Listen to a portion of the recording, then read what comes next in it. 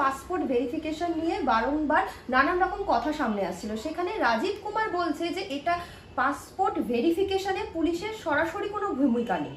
কি বলবেন এই বিষয়ে? উনি কি বলছেন আমি জানি না। আমরা যখন পাসপোর্ট করেছি আমাদের বাড়িতে তো পুলিশ এসেছিল খোঁজ খবর করতে। আমাদের নারী নক্ষত্র তো জানে পাসপোর্ট যখন করতে হয়, এবং পুলিশ ভেরিফিকেশনে যে সে তো রাজ্য পুলিশ করে, সেন্ট্রাল বাহিনী করে বলে আমি তো শুনিনি। এখন কেউ যদি তারপরেও বলে পুলিশের কোনো ভূমিকা নেই, তাহলে বুঝতে হবে আইদার সে জানে না অথবা মানুষকে বিভ্রান্ত করার চেষ্টা করছে। তা নইলে এই যে একদিন তাহলে যে ভেরিফিকেশনগুলো পুলিশের হয়েছে সেগুলো সব ভুল হয়েছে, অন্যায় হয়েছে নাকি? কারা কি সব বলে আমি জানি না। এই যে দায় এড়ানোর একটা মনোবৃত্তি এই সরকারের এসে গেছে, ওর তো পলিটিক্যাল লিডারদের এসেছিল। উনি তো এমনিতে যথেষ্ট অন্যায় করে নিজের হাত পুড়িয়েছেন। একজন আপরাইট পুলিশ অফিসার এই মুহূর্তে একেবারে হাসির খোরা কেন এসব করছেন আমি জানি না। একজন আপরাইট পুলিশ অফিসার, সবাই তাকে চেনে, যারা তারা বলে যে তিনি শেষ হয়ে গেছেন এই ধরনের রাজনীতির চক্করে পড়ে। কেন এই রাজনীতির চক্রে ওনার মতো লোক পড়ছে আমি জানি না। স্যার, সেখান থেকে কিন্তু দেখা যাচ্ছে যে একের পর এক যারা ধরা পড়ছে ভারতে বেশিরভাগই বাংলাদেশি, তাদের পাসপোর্টে বা আধার কার্ডে ভোটার কার্ডে নাম রয়েছে। বিস্তীর্ণ অঞ্চল জুড়ে কিন্তু কাঁটাতার নেই। সেখানে আমরা দেখতে পাচ্ছি বাংলাদেশ থেকে বলছে যে 15 বছর শেখ হাসিনা সরকার চালিয়েছে দিল্লির প্রেসক্রিপশনে। বারংবার ভারতকে দোষারোপ করছে বাংলাদেশিরা, এই যে কাঁটাতারের বেড়া নেই, এই যে বারবার জাল নোট বলছে যে এপারে ছুড়ে দেওয়া হচ্ছে, কার্যত এগুলোর জন্যই কি মানে ভারতকে আক্রমণ করছে? একটা কথা বলি, সেটা হচ্ছে ভারতকে আক্রমণ করা বাংলাদেশের কিছু লোকের একটা অভ্যেস। আমি সেটা আশ্চর্য হইনি, এটা বিরক্তিকর কিন্তু আশ্চর্যজনক ব্যাপারটা নয়। ভারতকে ওরা আক্রমণ করে ওদের রাজনৈতিক কারণে এবং অবশ্যই ধর্মীয় কারণে, কারণ ভারত হিন্দুদের দেশ, আর বাংলাদেশের যারা তারা ভারতকে ভারত হিন্দুদের দেশ বলেই কিছু লোক আক্রমণ করে এবং সংখ্যায় তারা খুব একটা কম নয়, এটা ঠিক আছে। কিন্তু এই রাজ্যে কিছু লোক আছে, এই পশ্চিমবঙ্গের শাসক দলের কিছু লোক, এখনো তারা কথায় কথায় কেন অনুপ্রবেশ হয় ওই জন্যে ওই আঙুল তুলে দেয়, দেখো ওখানে বিএসএফ কি করছে ইত্যাদি ইত্যাদি। সমস্যা হচ্ছে ওদের জ্ঞানের বহরটা এত কম, লোকগুলো এত কম শিক্ষিত। অশিক্ষিত শব্দটা না হয় অতি টাফ শব্দ বলে আমি ব্যবহার করছি না। একবার তাদের নিয়ে গিয়ে যদি ঘাট ধরে ওই বর্ডার এরিয়ায় নিয়ে যাওয়া যায় তাহলে কিন্তু ওরা বুঝে যাবে কত ধানে কত চাল।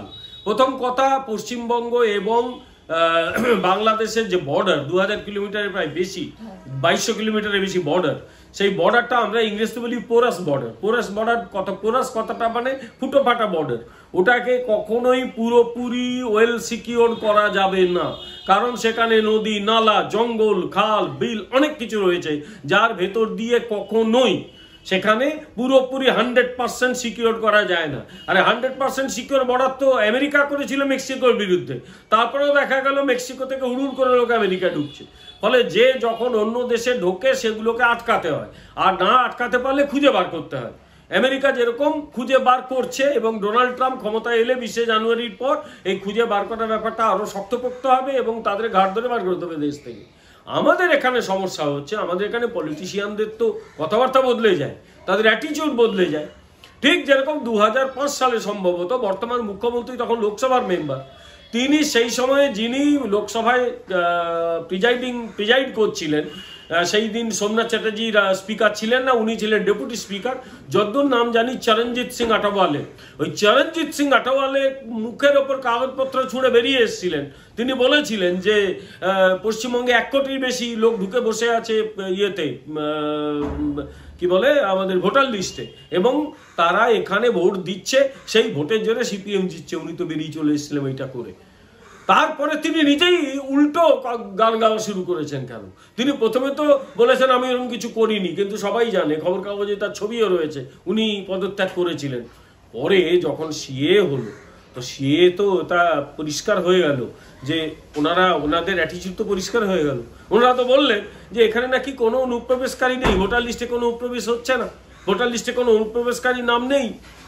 অর্থাৎ এই যে বদলে গেল মত, বদলে গেল পথ, এটা আমাদের এখানকার এই শাসক দলে কিছু পলিটিশিয়ানদের একটা অদ্ভুত খেয়াল। ভারতীয় জনতা পার্টি কিন্তু কখনো সেটা করেনি। ভারতীয় জনতা পার্টি প্রথম থেকেই বলেছে অনুপ্রবেশ একটা সমস্যা, এই সমস্যাটা রয়েছে, এই সমস্যা দূর করার দরকার আছে। এখন যদি কেউ ঢুকে পড়ে, দুটো ভাবে তাকে আইডেন্টিফাই করতে হবে। এই রাজ্যের প্রশাসন, এই রাজ্যের বিশেষত পুলিশ প্রশাসন এবং পুলিশ প্রশাসনকে যারা খবর দেয়, পুলিশ প্রশাসনের নিজস্ব একটা ইন্টেলিজেন্স নেটওয়ার্ক থাকে, সেই পুলিশ প্রশাসনের নেটওয়ার্ককে এখানে কাজে লাগাতে হবে, খুঁজে বার করতে হবে কারাই অন্যায় করেছে, কারা ঢুকে পড়েছে এবং তাদের খুঁজে বার করা দরকার আছে। এখানে পুলিশ প্রশাসন একেবারে শেষ, তাদের নেটওয়ার্ক বলে কিচ্ছু নেই, তারা একদম চুপচাপ থাকে। এবং শুধু তাই নয়, তাদের ভোটার লিস্টে নাম ঢুকিয়ে তাদের ভোটটা নেওয়া হয়, ঠিক সিপিএম যে কায়দায় করতো, সিপিএম ঠিক এই কায়দায় ভোটটা নিত। এই তৃণমূল, তারা সিপিএম এর প্রেতাত্মাগুলো এখন ক্ষমতায় রয়েছে, তারা একই কায়দায় এই কাজগুলো করছে। ফলে মানে ব্যাপারটা লুকিয়ে আছে অনেক কিছুর মধ্যে। তার মধ্যে আবার বিএসএফ অনেক জায়গায় তারা অন্তত 4-5টা বড় বড় জায়গা চেয়েছে রাজ্য সরকারের কাছে, তারা তাদের যে ইয়ে করবে, মানে ঘাঁটি তৈরি করবে, দেয়নি রাজ্য সরকার। ফলে মানে আয়না এরা নিজেরা মুখ দেখুক একটু, তাহলে বুঝতে পারবে যে অন্যায়টা কোথায়। কার্যত সন্দেশখালীর ঘটনা 1 বছর পার করে গেল। 1 বছর পর সন্দেশখালী যাচ্ছে মুখ্যমন্ত্রী মমতা বন্দ্যোপাধ্যায়। ঠিক এখন যখন অনুপ্রবেশকারী নিয়ে ঘটনা ঘটছে, মুখ্যমন্ত্রী কিন্তু এই বিষয়ে একেবারে চুপ, একটা শব্দ খরচ করলেন না। তাহলে কি আমরা আশা করতে পারি যে 1 বছর পর মমতা বন্দ্যোপাধ্যায় নিয়ে কথা বলতে পারেন? আমি কি করে আশা করবো? উনি কি বলবেন না বলবেন ভগবানও জানেন, আনপ্রেডিক্টেবল ব্যাপার, আমি বলতে পারবো না। কিন্তু সন্দেশখালীতে যে মানুষের মনের আগুন সেগুলো নিভবে, যে মহিলাদের পিঠে করার নাম করে রাত বিরেতে ডেকে নিয়ে যেত পার্টি অফিসে, যে তাদের উপর ভয়ঙ্কর নারকীয় নির্যাতন হতো, তাদের সে নির্যাতনের স্মৃতি ঘুচে যাবে নাকি 1000 টাকা 1500 টাকায় তারা সব ভুলে যাবে? এটা হবে না। এটা হবে না এই কারণে যে এগুলো কখনো মানুষ ভুলতে পারে না, এই লজ্জার স্মৃতি মানুষ কিন্তু ভুলতে পারে না। ফলে এগুলো থাকবে। উনি যাই যান, কি সব লক্ষ্মীর ঝাঁপি টাপি নিয়ে যাচ্ছেন, লক্ষ্মীর ঝাঁপি নাকি সরস্বতীর ইয়ে, সেগুলো বলতে পারবো না। কিন্তু যাচ্ছেন, যান, মুখ্যমন্ত্রী হিসেবে তিনি যাবেন, তাতে আমার কিচ্ছু বলার নেই। কিন্তু মানুষের মনের ক্ষোভ দূর করতে পারবেন তো? মানুষ ক্ষমা করতে পারবে তো এই শাসক দলটাকে?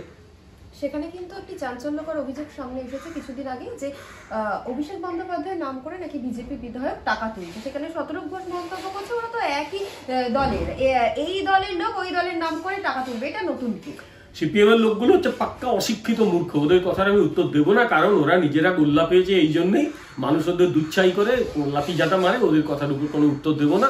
আর বিজেপির কেউ যদি করে থাকে, পুলিশ ধরছে না কেন? পুলিশ ধরছে না কেন? পুলিশ ধরুক না, পুলিশকে ধরতে কেউ বারণ করেনি। বিজেপির কেউ অন্যায় করে থাকে, ধরুক। আর সিপিএম একটা অশিক্ষিত মূর্খের দল, ওদের কথার কোনো উত্তর দেবে না। আজকে সন্দেশখালীতে মমতা বন্দ্যোপাধ্যায় যাওয়ার পর চিত্রটা কি বদলে যেতে পারে? কারণ খবর বলছে যে আন্দোলনের প্রধান মুখ ছিলেন তিনি নাকি তৃণমূলে জয়েন করেছেন। আন্দোলনের কোনো মুখ জয়েন করতেই পারেন, আমি জানি না, সত্যি আমার কাছে কোনো খবর নেই। যদি জয়েন করেনও, তাহলেও কি মানুষের মনের ক্ষোভ মিশে যাবে, মানে মুছে যাবে? অসম্ভব। কারণ এগুলো মানুষের একটা সম্মানের প্রশ্ন, মানুষের সম্মান নষ্ট হয়েছে, মানুষ অসম্মানিত হয়েছে ওখানে, সেই মানুষ কখনো ভুলে যাবে? আরে তাদের ওখানে যেতে পারেন, মানুষকে ঘুষ দিয়ে নিজের দলে টানতে পারেন, তাতে কি চট করে মানুষের ক্ষোভ মিটে যায়? যে মহিলাদের ওপর নারকীয় নির্যাতন হয়েছে তারা সব ক্ষমা করে দেবে, ভুলে যাবে? হবে এটা? কখনো হবে না। 2026-এর কথা মাথায় রেখে কি 2025-এর শুরুর একেবারে প্রাককালে মুখ্যমন্ত্রী যেতে চলেছেন? তৃণমূলের একটাই লক্ষ্য, মানে যেভাবে টু রিমেইন ইন পাওয়ার। ওরা জানে ক্ষমতায় না থাকলে ওদের হাল কি হবে। ফলে ওদের সমস্ত কাজ, কর্ম, শয়নে স্বপনে একটাই লক্ষ্য, ক্ষমতায় থাকতে হবে। কারণ ক্ষমতা থেকে চলে গেলে সেটাই ওদের শেষ দিন। যেদিন ক্ষমতা থেকে যাবে, এই দলটার পক্ষে শেষ দিন, কারণ ওই দলের হয়ে একটা লোক আর থাকবে না, একটা লোক এই দল করবে না। এখন যেরকম সিপিএম শূন্য হয়েছে, তবু সিপিএম কিছু লোক ওর একটা সঙ্গে ডাকে, তারা ওই নিজের সময় চাকরি বাকরি দিয়েছিল, ওই চিরকুটে চাকরি ইত্যাদি, ওদের পেছন পেছন কিছু লোক এখনো ঘোরে। এদের পেছনে ঘোরার মতো লোক থাকবে না, সুতরাং শূন্য হয়ে যাবে, কেউ থাকবে না।